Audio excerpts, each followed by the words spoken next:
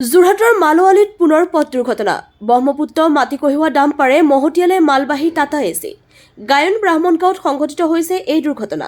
টাটা এচিৰ চালক ৰাজেশ শইকীয়া সংকটজনক অৱস্থাত জেএমচিত ভৰ্তি। ঘটনা সংঘটিত কৰি পলায়ন কৰে ডাম্পাৰখনৰ চালক। দুৰ্ঘটনাস্থলীত উত্তপ্ত পৰিস্থিতি। ঘটনাস্থলীত আৰক্ষী উপস্থিত হৈ ক্ষোভিত ৰাইজৰ লগত আলোচনা কৰাৰ প্ৰতিশ্ৰুতি প্ৰদানৰ পিছত পৰিস্থিতি নিয়ন্ত্ৰণ হয়। আৰক্ষীয়ে ঘটনা সংঘটিত হোৱা দুয়োখন গাড়ী জব্দ কৰে। WB41H7659 নম্বৰৰ ডাম্পাৰখনে AS03CC2833 নম্বৰৰ টাটা এচি গাড়ীখনত মুখামুখিকৈ খুন্দা মৰাৰ ফলত সংঘটিত হয় এই দুৰ্ঘটনা। News desk AIN live. Route ছেফটিৰ ক্ষেত্ৰত যিখিনি আপোনালোকৰ অসুবিধা আছে তাৰ কাৰণে এখন লিখিত কাগজ এখন পোনপ্ৰথমতে ডিচিৰ পৰা SP কাইলৈ দিওঁ।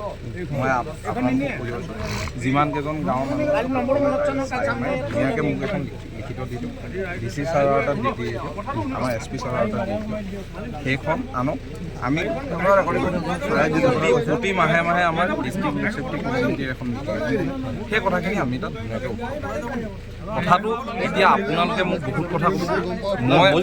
মই কিবা এটা ক'ম, বস্তুটো কোৰটো মানে নোলাওঁ, ৰিজাল্টটো নোলায়। ৰিজাল্টটো যেতিয়া ওলাবলৈ হ'লে আমি এটা উদাহৰণ দিছোঁ। মই ডিচিৰ মিটিঙত মই আছোঁ, ডিচি মিটিঙত ডাইৰেক্ট কৈছোঁ যে ইয়াত শুনিয়ক, আপোনালোকে ৰেকৰ্ড আছে, তাত ৰেকৰ্ড আছে। আপোনালোকে পেট্ৰলিং নাই, ইয়াত পেট্ৰলিং নাই। মই কৈছোঁ আপোনাৰ মই ডিচি ছাৰৰ মিটিঙত কৈছোঁ।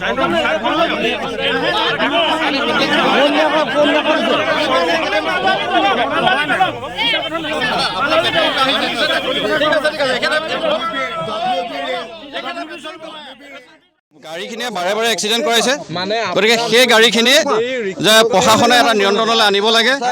আৰু যিহেতু ল'ৰা ছোৱালী আছে ক্লাছ 10ৰ মানে 10টা বজালৈকে কিন্তু কোনো গাড়ী স্কুল টাইমত যাতে গাড়ী নচলে, সেই ক্ষেত্ৰত প্ৰশাসনে ব্যৱস্থা গ্ৰহণ কৰিব লাগে। আজি সৰু ঘটনা হৈছে, কালিলৈ সি হয়তো আৰু ডাঙৰ ঘটনালৈ উপনীত হ'ব পাৰে। গতিকে এই ক্ষেত্ৰত যাতে প্ৰশাসনে বিহিত ব্যৱস্থা গ্ৰহণ কৰে, আৰু সেইটো কাৰণে ৰাইজে প্ৰশাসনৰ ওপৰত সেইটো সম্পূৰ্ণ গুৰুত্ব মানে দিছে, আৰু সেই কথাটো প্ৰশাসনেও যাতে গুৰুত্ব দিয়ে, এইটোৱে আমাৰ কৰ্তব্য। এই গাড়ীখিনি ইঞ্চুৰেঞ্চ নাই, আৰু এনেকৈ সদায় চলি থাকে, ৰাতি গোটেই ৰাতিয়ে চলি থাকে। কোনো এই সেইদিনা আমাৰ গোঁসাই সত্ৰৰ ওচৰত সেই পোষ্ট এটা ভাঙিছে, তাহাঁতি কোনো গাড়ীয়ে কোনে ভাঙিলে, কোনোৱে কি কৰিলে আজিলৈকে ব্যৱস্থাই নাই। এতিয়া সেইখন গাড়ী এতিয়া মানুহটো এতিয়া বাচিব নাই, তাৰ ঠিকানেই নাই, এনেকুৱা অৱস্থা হৈছে। ইয়াত প্ৰশাসনে কৈছিলে ডকুমেণ্টছ নথকা গাড়ী চলিবলৈ দিয়া নহ'ব। প্ৰশাসনে ব্যৱস্থা ল'ম বুলি কৈছিলে, কোনো ব্যৱস্থা লোৱা নাই। কিন্তু প্ৰশাসনৰ ওপৰত সেইটো আমি গুৰুত্বভাৱে প্ৰশাসনে ল'ব লাগে যে আমাৰ প্ৰশাসনে কিহৰ কাৰণে এই ব্যৱস্থাটো লোৱা নাই, যে আমাৰ কি তাৰ কিবা মোটা অংকৰ ব্যৱধানত প্ৰশাসন হেৰি হৈছে নেকি, মেনেজ হৈছে নেকি। যোৱাবাৰ আহিছিলে আমাৰ সত্ৰৰ যিখন খুটা ভাঙিছিলে, তেতিয়া প্ৰশাসনৰ মুখ্য অধিক্ষকে কৈ থৈ গৈছিলে যে DC আহি পেলাই কৈ থৈ গৈছিলে যে আমাৰ এইটো বন্ধ কৰা হ'ব। কিন্তু ৰাতি 12টা-2টালৈকে যি বয়স চলিছে বা মানিছোঁ, কিন্তু এতিয়া এইখন যিকেইখন গাড়ী ইয়াত চলি আছে, সেইকেইখন গাড়ী বৰ্তমানলৈকে কোনো কাগজ পত্ৰ তথা ইঞ্চুৰেঞ্চ পলিউশ্যনৰ একো ব্যৱস্থাই নাই। এতিয়া আপুনি চাব পাৰে, মই নাম্বাৰ প্লেটটো সহ আপোনালোকক দিব পাৰোঁ। কিন্তু সুৰামুক্ত হৈ পেলাই এতিয়া আমাৰ যিজন আমাৰ স্থানীয় যুৱক ৰাজেশক খুন্দা মাৰিছে, তেখেতৰ এতিয়া কি অৱস্থা হয় সেইটো আমি পিছতহে গম পাম।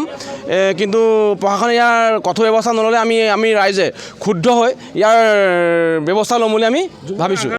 যিকোনো খবৰ আৰু বিজ্ঞাপনৰ বাবে যোগাযোগ কৰক 7896121996, লগতে 7002537271।